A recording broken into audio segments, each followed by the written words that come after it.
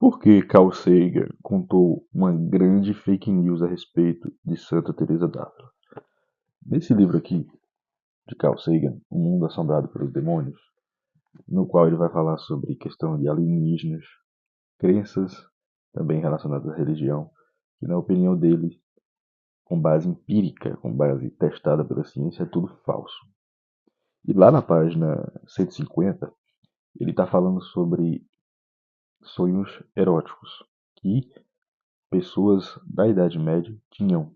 E esses sonhos eram chamados de sucubos e incubos, que eram os sonhos que aconteciam à noite e era interpretado como demônios sexuais que vinham se apostar das pessoas. E aí ele diz na página 150 que a Santa Teresa d'Ávila descreveu esse sonho que ela teve com um anjo, só que era um sonho sexual bom. Então na página 150 diz assim: Santa Teresa d'Ávila descreveu uma vívida relação sexual com um anjo de luz e não de escuridão. Disse ela, disso ela tinha certeza. Experiência também vivenciada por outras mulheres, mais tarde santificadas pela Igreja Católica. Mas por que isso é uma grande fake news? Eu vou contextualizar para você. Em Roma, tem uma basílica que se chama Basílica Santa Maria da Vitória, que fica em Roma. Lá tem uma estátua, né, que foi feita pelo artista barroco Bernini. Essa estátua desse artista se chama O Êxtase de Santa Teresa. O êxtase de Santa Teresa ou transverberação foi algo que aconteceu com Santa Teresa e que ela descreve no livro da vida de Santa Teresa, é muito famoso. E aí o que é que acontece?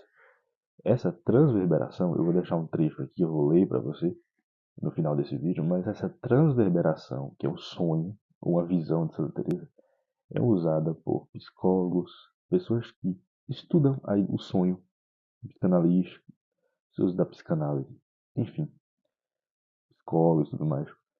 Eles interpretam isso, na verdade, muitas pessoas interpretam, que na verdade ali não era um sonho que envolvia metafísica de Deus, anjo ou algo, mas era algo mais envolvido, que tinha um sentido mais sexual, um sentido mais erótico, enfim. Isso acontecia, e o Carl Sagan contribuiu para essa ideia, né, dizendo que isso acontecia na época medieval com várias santas. Mas isso é uma fake news por quê? Por que é uma fake news? Porque, como está descrito no livro da vida, ali se trata da transverberação. Não tem nada a ver com êxtase erótico.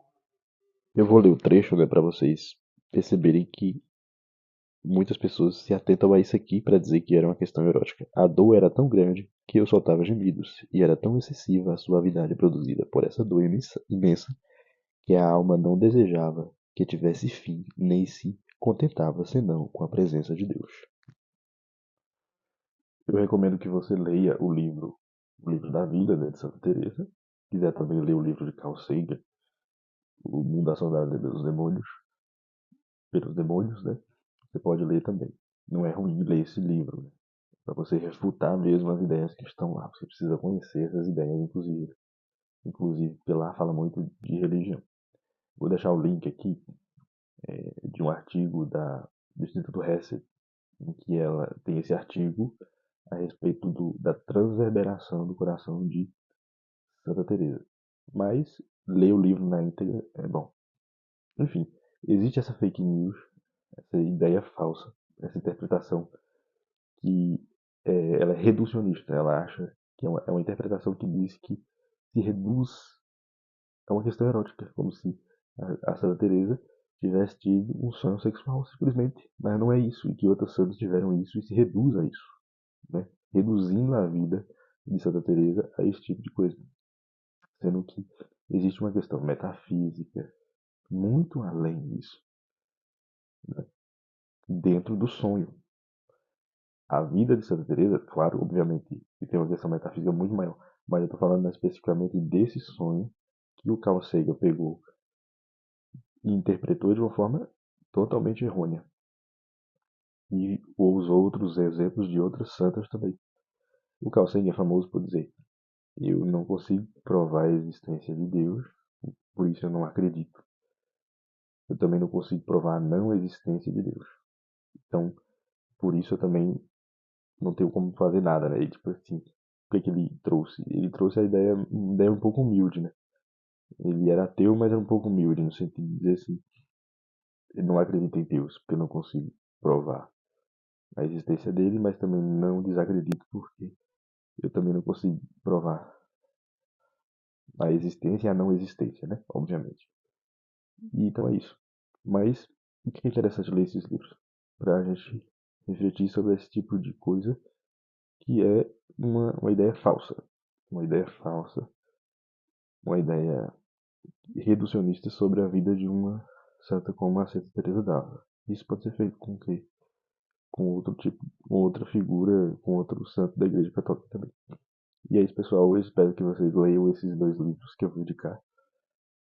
O primeiro, O Mundo Assombrado pelos Demônios, para refutar as ideias que estão lá. E o da Santa Teresa d'Ávila para se aprofundar mais nessa questão.